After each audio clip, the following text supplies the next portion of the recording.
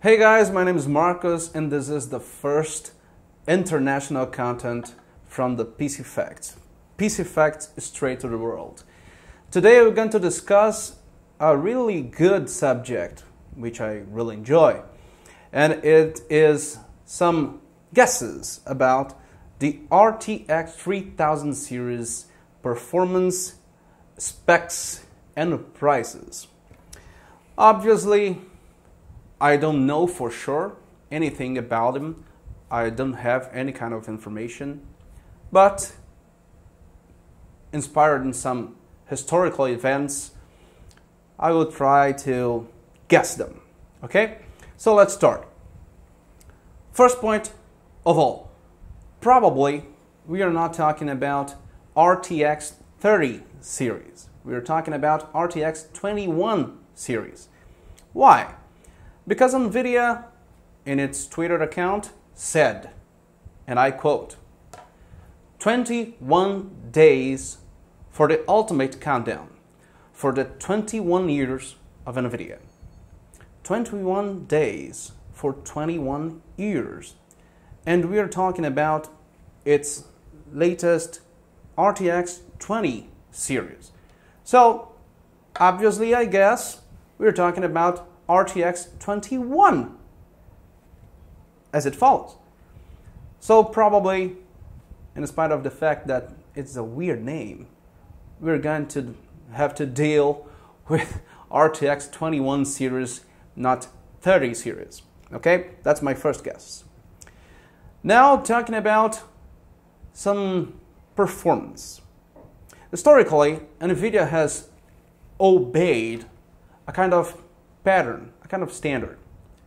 If you get the 1650 Super, for example, it has 1280 CUDA cores. And if you compare it to the 1060, it has also 1280 CUDA cores.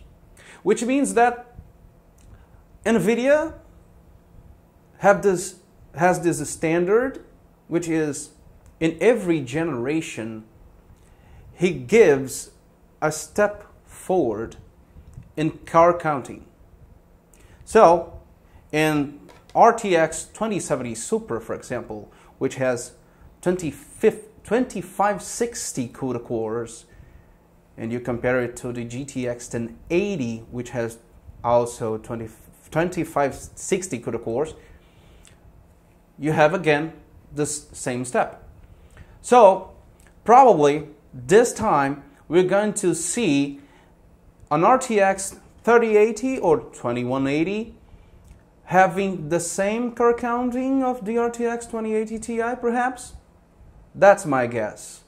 And whenever it comes out, we are going to find out that the IPC over Ampere is 15% increased against Turing, which means that at least the RTX 3080 or 2180 will be 15% faster than the RTX 2080 Ti.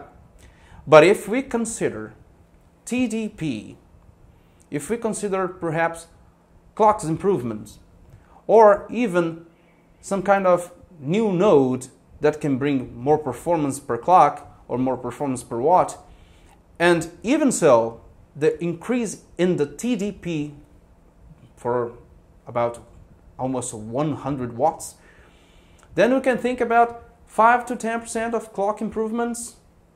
And then when you sum it all up, it will become 15% from the IPC and let's say 10% from the clock improvements. Obviously this is not 25%, you cannot sum it. But in terms of percentage, we're going to get 26.5%, sorry.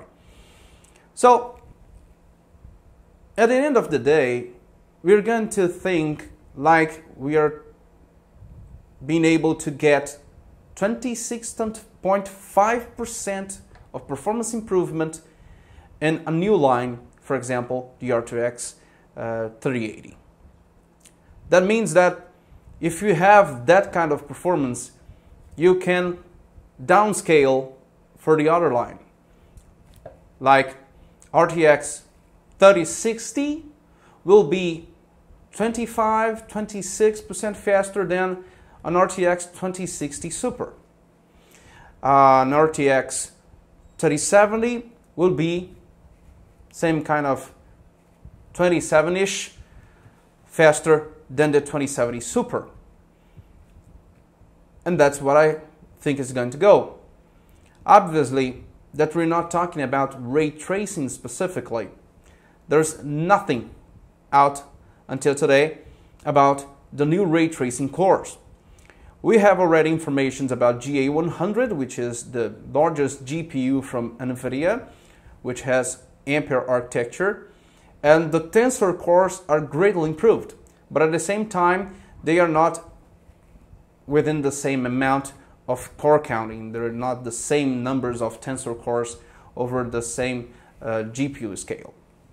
So moving from that part, I would guess that the tensor core efficiency will be better, but they will not be as much as it was previously. So probably we'll get a better DLSS, we'll get a better RT core, and a great rasterization performance. But it will be by, I think, among 25-ish, 30-ish maybe, perhaps. But this is what we normally expect within a generational leap. And that's my guess. I hope you enjoyed this video. I hope you liked it. I hope you subscribe to our channel, and you can use the commentary section down below. Thank you very much. See you in the next one.